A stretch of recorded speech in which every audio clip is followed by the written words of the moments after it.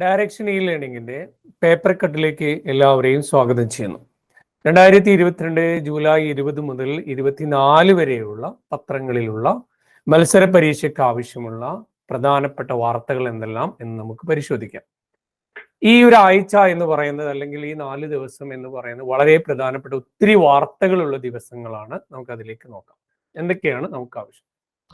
ഏറ്റവും പ്രധാനപ്പെട്ട വാർത്ത, നമ്മുടെ രാജ്യത്തെ പുതിയ രാഷ്ട്രപതിയായിട്ട്, ഇന്ത്യയുടെ പുതിയ പ്രസിഡന്റായിട്ട് ഒഡീഷയിൽ നിന്നുള്ള ദ്രൗപദി മുർമു ഇന്ത്യയുടെ 15ാമത്തെ രാഷ്ട്രപതിയായി തെരഞ്ഞെടുക്കപ്പെട്ടു എന്നുള്ളതാണ്. ഇപ്പൊ ദ്രൗപദി മുർമു ഇന്ത്യയുടെ 15ാമത്തെ രാഷ്ട്രപതി ആണ്. ഈ പദവിയിലെത്തുന്ന രണ്ടാമത്തെ വനിത മാത്രമാണ് ആര്? ദ്രൗപദി മുർമു. ഒഡീഷയിലെ മയൂർഭഞ്ച് ജില്ലയിലെ ഉബർബേദയിലെ ആണ് അവരുടെ ജനനം എന്നുകൂടെ ഓർത്തു വെക്കുക. ഒഡീഷക്കാരിയാണ്. ഒഡീഷക്കയിൽ നിന്നുള്ള മയൂർഭഞ്ച് ജില്ലയിലെ, മയൂർഭഞ്ച് ജില്ല എന്നുള്ളതൊക്കെ നമുക്ക് പരീക്ഷയ്ക്ക് ആവശ്യമുള്ളതാണ്. മയൂർഭഞ്ച് ജില്ലയിലെ ഉബർബേദയിൽ നിന്നുള്ള വനിതയാണ്. അവിടെയാണ് അവരുടെ ജന്മസ്ഥലം. സാന്താൾ ഗോത്ര വിഭാഗത്തിൽപ്പെട്ടവരാണ്. ഇന്ത്യയുടെ 15ാമത്തെ രാഷ്ട്രപതിയാണ്. ഗോത്ര വിഭാഗത്തിൽ നിന്നുള്ള ആദ്യത്തെ രാഷ്ട്രപതി കൂടിയാണ് ദ്രൗപദി മുർമു എന്ന് ഓർത്തു വെക്കുക. ഇന്ത്യയുടെ 15ാമത്തെ രാഷ്ട്രപതി പ്രത്യേകം ഓർത്തു വെക്കുക. മയൂർഭഞ്ച് ജില്ലയിലെ ഉബർബേദ എന്ന ഗ്രാമത്തിൽ നിന്നാണ് അവരെ തെരഞ്ഞെടുക്കപ്പെട്ടത്. ഉബർബേദയിലാണ് അവരുടെ ജന്മസ്ഥലം എന്ന് ഓർത്തു വെക്കുക. 2022 രാഷ്ട്രപതി തെരഞ്ഞെടുപ്പിൽ മൊത്തം വോട്ടുകൾ എന്ന് പറയുന്നത് 4754 വോട്ടുകളാണ് ഉണ്ടായത്. അതിൽ സാധുവായ വോട്ട് 4701 അസാധുവായത് 53 ആണ്. ഇതിൽ ദ്രൗപദി മുർമുവിന് ലഭിച്ച വോട്ട് എന്ന് പറയുന്നത് 2824 ആണ്. അതായത് വോട്ട് മൂല്യം എന്ന് പറയുന്നത് 6,76,803 ആയിരുന്നു. രണ്ടാം സ്ഥാനം എന്ന് പറയുന്നത് യശ്വന്ത് UPS ആണ്. യശ്വന്ത് വോട്ട് എന്ന് പറയുന്നത് 1877. അതിലെ വോട്ട് മൂല്യം എന്ന് പറയുന്നത് 3,80,177 ആണ്. ഇതെല്ലാം പരീക്ഷകൾക്ക് ചോദിക്കാൻ സാധ്യതയുള്ളതാണ്. അതൊക്കെ ഓർത്തു വെക്കണം. ആദിവാസി വിഭാഗത്തിലെ സാന്താൾ ഗോത്രത്തിൽ 1958 അവർ ജനിച്ചത്. അച്ഛൻ ബിരാൻജി നാരായണൻ ടുഡു ആയിരുന്നു. ഭുവനേശ്വർ രാമാദേവി കോളേജിൽ ബിരുദവും ഉബർബോധ പഞ്ചായത്തിൽ കോളേജ് വിദ്യാഭ്യാസം നേടിയ ആദ്യ വനിത കൂടെയാണ്, ആദ്യ ഗോത്ര വിഭാഗത്തിലുള്ള വനിത കൂടെയാണ് ദ്രൗപദി മുർമു എന്ന് പറയുന്നത്. 1977 BJPയിൽ ചേർന്നു. റായ്രംഗ്പൂരിലെ വാർഡ് കൗൺസിലറായി തെരഞ്ഞെടുക്കപ്പെട്ടു. 2000 പട്ടികവർഗ സംവരണ മണ്ഡലമായ റായ്രംഗ്പൂരിൽ നിന്നും ഒഡീഷ നിയമസഭയിലേക്ക് മത്സരിക്കുകയും BJP സർക്കാരിൽ ഗതാഗത, വാണിജ്യം, ഫിഷറീസ് വകുപ്പുകൾ കൈകാര്യം ചെയ്ത മന്ത്രി കൂടെയായിരുന്നു ദ്രൗപദി മുർമു. അപ്പൊ നമ്മൾ ഇങ്ങനെയുള്ള ചോദ്യങ്ങളൊക്കെ എങ്ങനെയാ വരിക എന്ന് ചോദിച്ചിട്ടുണ്ടെങ്കിൽ, പ്രസ്താവനകളിൽ ശരിയേത് തെറ്റേത് എന്നൊക്കെ ചോദിക്കും. അപ്പൊ ഇതെല്ലാം നമ്മുടെ പുതിയ രാഷ്ട്രപതിയുമായി ബന്ധപ്പെട്ടതാണെന്ന് പ്രത്യേകം ഓർത്തു വെക്കുക. ദ്രൗപദി മുർമുവിനെ പിന്തുണച്ചത് 44 പാർട്ടികളായിരുന്നു എന്നതുകൂടെ ഓർത്തു വെക്കുക. 44 പാർട്ടികളാണ് ദ്രൗപദി മുർമുവിനെ പിന്തുണച്ചത് എന്ന് പറയും.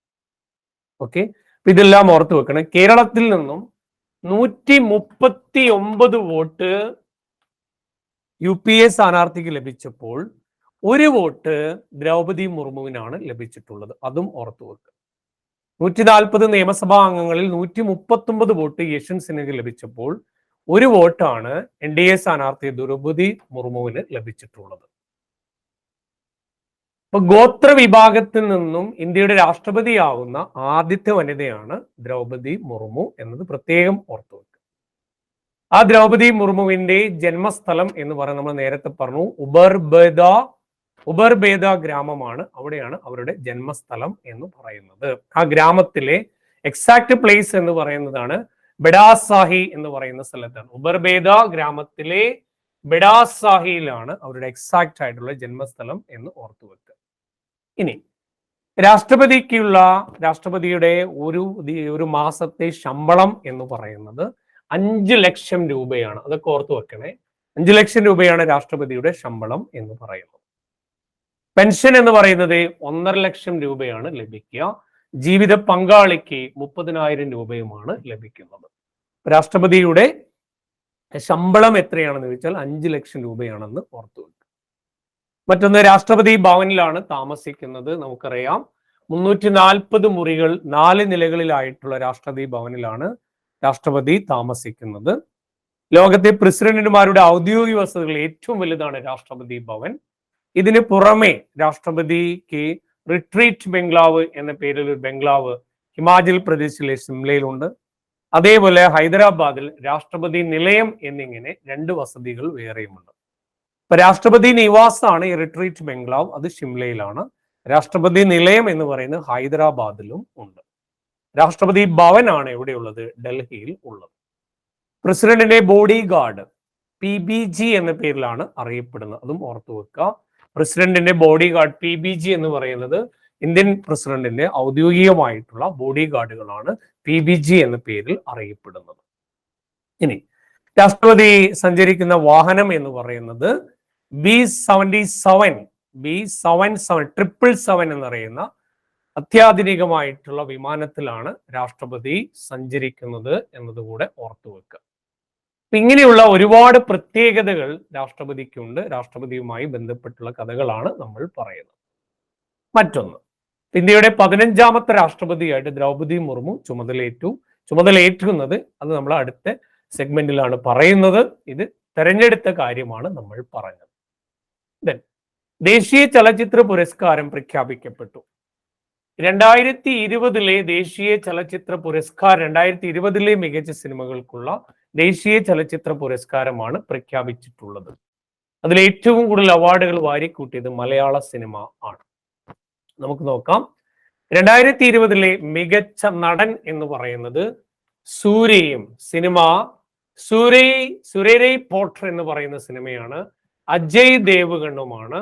അജയ് ദേവിന്റെ സിനിമ താനാജിത്ത് അൺസങ് വാരിയർ എന്ന സിനിമയ്ക്കാണ്. ഇപ്പൊ സൂര്യയും അജയ് ദേവ്ഗണാണ് മികച്ച നടന്മാർ എന്നോർത്ത് വെക്കുക. മികച്ച നടി അപർണ ബാലമുരളിയാണ്, മലയാളി അപർണ ബാലമുരളിയാണ്. സുരരൈ പോട്ടർ എന്ന തമിഴ് സിനിമയിൽ അഭിനയിച്ച നടി അപർണ ബാലമുരളിക്കാണ് മികച്ച നടി. മികച്ച ഗായിക നഞ്ചിയമ്മ അയ്യപ്പനും കോശിയിലൂടെ വിഖ്യാതമായിട്ടുള്ള അട്ടപ്പാടിക്കാരുടെ വിഖ്യാതമായ ഗാനം ആലപിച്ചിട്ടുള്ള നഞ്ചിയമ്മയ്ക്കാണ് അയ്യപ്പനും കോശിയും എന്ന സിനിമയിലൂടെ പാടിയ മികച്ച ഗായികയാണ്. ആരാണ്? നഞ്ചിയമ്മ ആണ്. ദേശീയ തലത്തിൽ മികച്ച സഹനടനായി ബിജു മേനോൻ തിരഞ്ഞെടുക്കപ്പെട്ടു. സിനിമ അയ്യപ്പനും കോശിയും തന്നെ. മികച്ച സംവിധായകൻ മരണപ്പെട്ട സച്ചി ആണ്. മരണാനന്തര ബഹുമതിയായിട്ടാണ് സച്ചിക്ക് മികച്ച സംവിധായകനുള്ള അവാർഡ് ലഭിക്കുന്നത്. 2020 ദേശീയ ചലച്ചിത്ര അവാർഡുകൾ പ്രഖ്യാപിച്ചപ്പോൾ മലയാള സിനിമയ്ക്ക് 8 അവാർഡുകൾ ലഭിക്കുകയുണ്ടായി എന്നതുകൂടെ ഓർത്തു വെക്കാം.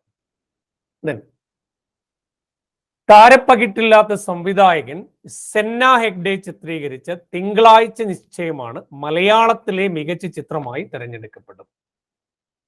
സെന്ന ഹെഗ്ഡെ ചിത്രീകരിച്ച തിങ്കളാഴ്ച നിശ്ചയം എന്ന സിനിമയാണ് മലയാളത്തിലെ മികച്ച ചിത്രമായി തിരഞ്ഞെടുക്കപ്പെട്ടത്.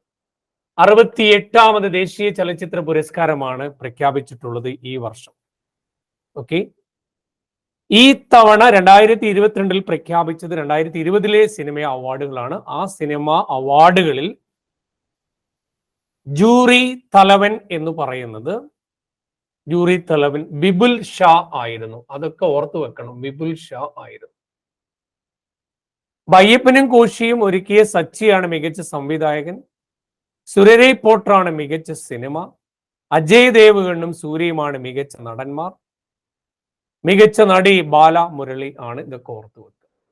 ഇത് കൂടാതെ കപ്പോള എന്ന ചിത്രത്തിലൂടെ അനീസ് നടോടി പ്രൊഡക്ഷൻ ഡിസൈനിനുള്ള അവാർഡും നേടിയിട്ടുണ്ട്. കപ്പേള എന്ന ചിത്രത്തിലൂടെ അനീസ് നടോടി, മലയാളിയായിട്ടുള്ള അനീസ് നടോടി, ആ സിനിമയുടെ മികച്ച ഡിസൈനിങ്ങിനുള്ള പുരസ്കാരവും നേടിയിട്ടുണ്ട്. പ്രൊഡക്ഷൻ ഡിസൈനിങ്ങിനുള്ള പുരസ്കാരവും. ഓക്കെ, ചിത്രത്തിന്റെ തിരക്കഥ രചിച്ച, അതായത് സുരരൈ പോട്ടർ എന്ന സിനിമയുടെ തിരക്കഥ രചിച്ച മലയാളി ശാലിനി ഉഷ നായർ, സുധാ കോങ്ങര എന്നിവർക്കാണ് മികച്ച തിരക്കഥയ്ക്കുള്ള പുരസ്കാരം. അതും ഓർത്തു വെക്കുക. സുരരൈ പോട്ടർ എന്ന തമിഴ് സിനിമയുടെ തിരക്കഥ രചിച്ച മലയാളികളായ ശാലിനി ഉഷ നായർക്കും സുധാ കോങ്ങരയ്ക്കുമാണ് മികച്ച തിരക്കഥയ്ക്കുള്ള അവാർഡ് എന്നതും ഓർത്തു വെക്കുക.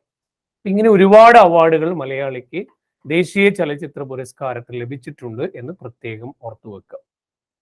അപ്പോൾ മികച്ച നടൻ, മികച്ച നടി, മികച്ച സംവിധായകൻ, മികച്ച സിനിമ എല്ലാം നമ്മൾ കണ്ടു. ദേശീയ തലത്തിൽ മികച്ച നടന്മാർ ആരെല്ലാം ചോദിച്ചാൽ നമ്മൾ പറഞ്ഞു ആരാണ്? സുരരൈ പോർട്ടലിലൂടെ സൂര്യയ്ക്കും അജയ് ദേവ്ഗണ്ണുമനുമാണ്. താനാജിത്ത് അൺസങ് വാരിയർ എന്ന സിനിമയിലൂടെയാണ് ഈ പുരസ്കാരം ലഭിച്ചിട്ടുള്ളത് മികച്ച നടന്മാർക്ക്. ഓക്കെ, അയ്യപ്പനും കോശിയും ഒരുക്കിയ സച്ചിയാണ് എന്ത് മികച്ച സംവിധായകനുള്ള അവാർഡ് ലഭിച്ചിട്ടുള്ളത് എന്ന് ഓർത്തു വെക്കുക. ഓക്കെ, ഇനി നമുക്ക് നോക്കാം. 4 പുരസ്കാരങ്ങളാണ് അയ്യപ്പനും കോശിയും ലഭിച്ചിട്ടുള്ളത്. മികച്ച സംവിധായകൻ, സഹനടൻ, ഗായിക, ആക്ഷൻ കോറിയോഗ്രാഫി എന്നിങ്ങനെ 4 ദേശീയ പുരസ്കാരങ്ങളാണ് അയ്യപ്പനും കോശിയും എന്ന സിനിമയ്ക്ക് ലഭിച്ചിട്ടുള്ളത്. ഓക്കെ, അപ്പം മികച്ച ജനപ്രീതി നേടിയ ചിത്രം എന്ന് പറയുന്നത് താനാജി ദാൻസിംഗ് വാരിയർ എന്ന സിനിമയാണ്. അതുപോലെ ചലച്ചിത്ര സൗഹൃദ സംസ്ഥാനം എന്ന പദവി മധ്യപ്രദേശിനാണെന്ന് ഓർത്തു വെക്കുക. മികച്ച ഹിന്ദി ചിത്രം തുളസിദാസ് ജൂനിയർ ആണ്. മികച്ച ഗായകൻ വസന്തറാവു ആണ്. ഇതൊക്കെ ഓർത്തു വെക്കണം. ഇതൊക്കെ നമുക്ക് ആവശ്യമുള്ള പരീക്ഷയൊക്കെ ചോദിക്കുന്ന ചില ചോദ്യങ്ങളാണെന്നും കൂടെ ഓർത്തു വെക്കുക. മികച്ച ഗായകനാണ് വസന്തറാവു എന്ന് ഓർത്തു വെക്കുക. അടുത്ത് മറ്റൊരു പ്രധാന വാർത്ത എന്ന് പറയുന്നത് ശ്രീലങ്കയിൽ പുതിയ പ്രധാനമന്ത്രിയായി ദിനേശ് ഗുണവർദ്ധന ചുമതലയേറ്റു എന്നുള്ളതാണ്. വലിയ രീതിയിൽ സാമ്പത്തിക പ്രതിസന്ധി രൂക്ഷമായ ശ്രീലങ്കയിൽ പുതിയ പ്രസിഡന്റായി വിക്രമസിംഗയും പുതിയ പ്രധാനമന്ത്രിയായി ദിനേശ് ഗുണവർദ്ധനയും ചുമതലയേറ്റു എന്നുള്ളതാണ്. ശ്രീലങ്കയുടെ പുതിയ പ്രധാനമന്ത്രിയാണ് ആര്? ദിനേശ് ഗുണവർദ്ധന എന്ന് ഓർത്തു വെക്കുക. മനുഷ്യ സംരക്ഷണത്തിനുള്ള ലോകത്തിലെ ഏറ്റവും പ്രായം ചെന്ന ഭീമൻ പാണ്ഡ ആൻ 35-ാം വയസ്സിൽ ഓർമ്മയായി എന്നുള്ളതാണ്. ഹോങ്കോങ്ങിലെ ഓഷ്യൻ പാർക്ക് അധികൃതർ വാർത്ത പങ്കുവച്ചതും ലോകത്തിന്റെ പല ഭാഗങ്ങളിൽ നിന്നും ആനിന്റെ ആദരാഞ്ജലികളുമായി എത്തി എന്നുള്ളതാണ്. മനുഷ്യ ആയുസ്സുമായി താരതമ്യമുള്ള 105-ാം വയസ്സിലാണ് ആൻ വിട പറഞ്ഞത് എന്ന് അവരെ സംരക്ഷിക്കുന്നവർ പറയുന്നു. അപ്പൊ ആൻ എന്ന് പറയുന്ന ഭീമൻ പാണ്ഡ മരണപ്പെട്ടു. ആരായിരുന്നു ആൻ എന്ന് ചോദിച്ചാൽ ഭീമൻ പാണ്ഡയായിരുന്നു എന്ന് ഓർത്തു വെക്കുക. മറ്റൊന്ന്, ഇംഗ്ലണ്ടിലെ പ്രസിദ്ധമായ ലെസ്റ്റർ ക്രിക്കറ്റ് ഗ്രൗണ്ടിന് ഇന്ത്യൻ ഇതിഹാസം സുനിൽ ഗവാസ്കറുടെ പേര് നൽകി. യൂറോപ്പിലെ ഒരു സ്റ്റേഡിയത്തിന് ഇന്ത്യൻ താരത്തിന്റെ പേരിടുന്ന ആദ്യമായിട്ടാണ്. അമേരിക്കയിലെ കെൻഡക്കിയിലെ ടാൻസാനിയയിലെ സാൻസിബാറിലെ ക്രിക്കറ്റ് അക്കാദമികൾക്ക് നേരത്തെ തന്നെ ഗവാസ്കറിന്റെ പേര് ഇട്ടിട്ടുണ്ട്. അപ്പൊ ഓർത്തു വെക്കുക, 2022 ജൂലൈ മാസം ഇംഗ്ലണ്ടിലെ ഏത് ക്രിക്കറ്റ് ഗ്രൗണ്ടിനാണ് ഗവാസ്കറിന്റെ പേര് നൽകിയിട്ടുള്ളത്? സിമ്പിൾ ആൻസർ ആണ് ഉത്തരം ലണ്ടനിലെ ലെസ്റ്റർ ക്രിക്കറ്റ് ഗ്രൗണ്ടിന് ആണ്. ഇംഗ്ലണ്ടിലെ ലെസ്റ്റർ ക്രിക്കറ്റ് ഗ്രൗണ്ടിന് ആണ്. അതും ഓർത്തു വെക്കേണ്ടതാണ്. മറ്റൊന്ന്, 2022 ഓഗസ്റ്റ് 15 രാജ്യം അതിന്റെ 75-ാം സ്വാതന്ത്ര്യ വാർഷികം ആഘോഷിക്കുന്ന വേളയാണ്. ഇതുമായി ബന്ധപ്പെട്ട് ദേശീയ പതാക രാപ്പകൽ വ്യത്യാസമില്ലാതെ ഉയർത്താനുള്ള അനുമതി നൽകിക്കൊണ്ട് പതാക ചട്ടം ഭേദഗതി ചെയ്യുകയുണ്ടായി. ഇത് പ്രകാരം 2022 ഓഗസ്റ്റ് 13 മുതൽ 15 വരെ വീടുകളിൽ ദേശീയ പതാക ഉയർത്താം. ദേശീയ പതാക ആദ്യം രാവിലെ ഉയർത്തി കഴിഞ്ഞിട്ടുണ്ടെങ്കിൽ പിന്നീട് വൈകിട്ട് അത് താഴ്ത്തി വെക്കേണ്ടതുണ്ടായിരുന്നു. എന്നാൽ ഇനി മുതൽ അത് താഴ്ത്തി വെക്കേണ്ടതില്ല. പതാക പുറത്തോ പൗരന്മാരുടെ വീട്ടിലോ ഉയർത്തുമ്പോൾ രാത്രിയും പകലും പ്രദർശിപ്പിക്കാം. മുമ്പ് സൂര്യോദയം മുതൽ സൂര്യാസ്തമയം വരെയാണ് അനുവദിച്ചിരുന്നത്. പതാക കൈത്തറിയോ കയ്യാൽ തുന്നിയതോ യന്ത്രനിർമ്മിതമോ ആകാം. കോട്ടൺ, പോളിസ്റ്റർ, പട്ട്, കമ്പിളി, ഖാദി, തുണിത്തരവുമാകാം. മുമ്പ് യന്ത്രനിർമ്മിതവും പോളിസ്റ്റർ കൊണ്ടുള്ള പതാകകൾക്ക് അനുമതിയില്ലായിരുന്നു. ഇതൊക്കെയാണ് പുതിയ ഭേദഗതി എന്നതുകൂടെ ഓർത്തു വെക്കുക. ദേശീയ പതാക അതിന്റെ നിയമത്തിൽ അത് ഉയർത്തേണ്ട ചട്ടം ഭേദഗതി ചെയ്യുകയുണ്ടായി എന്ന് ഓർത്തു വെക്കുക. മറ്റൊന്ന്, വ്യാപകമായി ലോകം 2022 ജൂലൈ മുതൽ വാനര വസൂരി മങ്കി പോക്സ് വ്യാപകമായി പല രാജ്യങ്ങളും റിപ്പോർട്ട് ചെയ്യുകയുണ്ടായി. വാനര വസൂരിയെ ലോക ആരോഗ്യ സംഘടന ആഗോള ആരോഗ്യ അടിയന്തരാവസ്ഥയായി പ്രഖ്യാപിച്ചു. ഈ 13 വർഷം കൊണ്ട് 7-ാം തവണയാണ് ലോക ആരോഗ്യ സംഘടന ആഗോള തലത്തിൽ ബാധിക്കുന്ന രോഗങ്ങളെ ആഗോള അടിയന്തരാവസ്ഥയായി പ്രഖ്യാപിക്കുന്നത് എന്ന് ഓർത്തു വെക്കുക. 2009 H1N1, 2014 പോളിയോ വൈറസ്, 2014 തന്നെ എബോള, 2016 സിക്ക വൈറസ്, 2019 എബോളയുടെ രണ്ടാം ഘട്ടം, 2020 COVID-19, ഇങ്ങനെ നിരവധി രോഗങ്ങൾ ഈ അടുത്ത കാലത്തായി ആഗോള അടിയന്തരാവസ്ഥയെ പ്രഖ്യാപിച്ചിട്ടുണ്ട്. ആഗോള ആരോഗ്യ അടിയന്തരാവസ്ഥ എന്ന് പറയാം. 2022 ജൂലൈ മാസത്തിൽ അന്താരാഷ്ട്ര ആരോഗ്യ സംഘടനയുടെ മേധാവി ടെഡ്രോസ് അഥനോം ഗബ്രിയോ പ്രഖ്യാപിച്ചിട്ടുള്ള മറ്റൊരു അസുഖമാണ് വാനര വസൂരി അഥവാ മങ്കി പോക്സ് എന്ന് ഓർത്തു വെക്കുക. ഈ ഒരു ആഴ്ചയിലെ പ്രധാനപ്പെട്ട വാർത്തകളാണ്. ഏറ്റവും പ്രധാനപ്പെട്ട ഒത്തിരി വാർത്തകൾ ഉണ്ടായിരുന്നു, അതെല്ലാം ഓർത്തു വെക്കുക.